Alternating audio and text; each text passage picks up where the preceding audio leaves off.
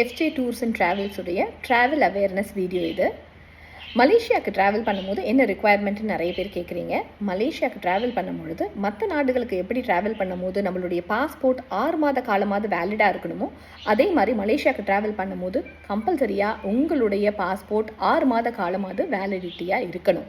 Travel டேட்லேருந்து 6 மாதத்துக்கு மேலே உங்களுடைய பாஸ்போர்ட் வேலிடிட்டி இருக்கணும். அது மட்டும் இல்லாமல் இந்தியன்ஸுக்கு இப்போ ஆன் அரைவல் விசானா போன உடனே விசா கொடுத்துருவாங்கன்னு இல்லை.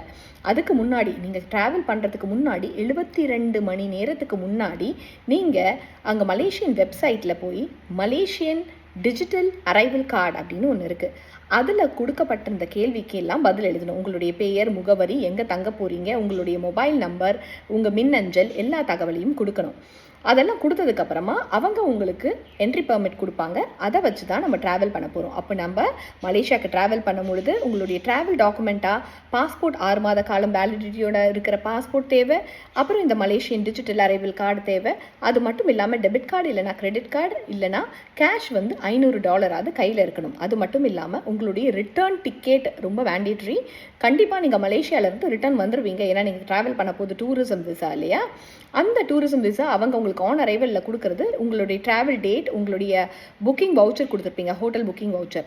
அதில் என்ன ட்ராவல் டேட் கொடுத்துருக்கோ அதில் உங்களுக்கு ரிட்டர்ன் அது வரைக்கும் தான் அந்த விசா வேலிடிட்டியாக இருக்கும். இதெல்லாம் தான் உங்களுடைய travel documents to travel to Malaysia. Thank you.